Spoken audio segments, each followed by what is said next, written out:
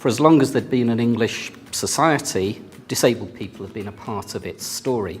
They've shaped and influenced its landscapes and buildings, just as landscapes and buildings have influenced and shaped them. The historic environment has a real role to play in disability history.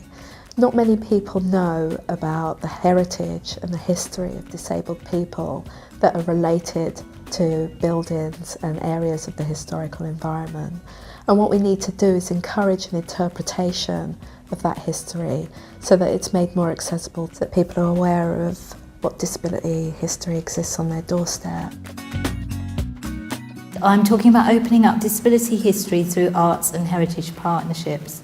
We believe that the arts and culture can be a tool for bringing about social change, and all our projects reflect this belief. It's not about just commissioning artists to make work which respond historically, but how can we actually encourage more people to engage with history? There have been some really creative ways in which heritage organisations, community groups, arts organisations have come together to tell the story of disability history. They have produced historical accounts in creative ways by producing stories, writing their own publications, documenting the food, documenting the access that was available there, producing plays, creating artwork. The historic environment can really inspire people by telling the stories of disability history and giving people the opportunity to tell their stories in that space.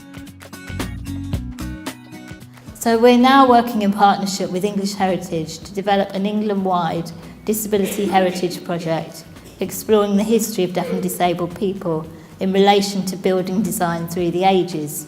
And in particular, that will reference the historic sites that have been mentioned in the Disability in Time and Place website resource.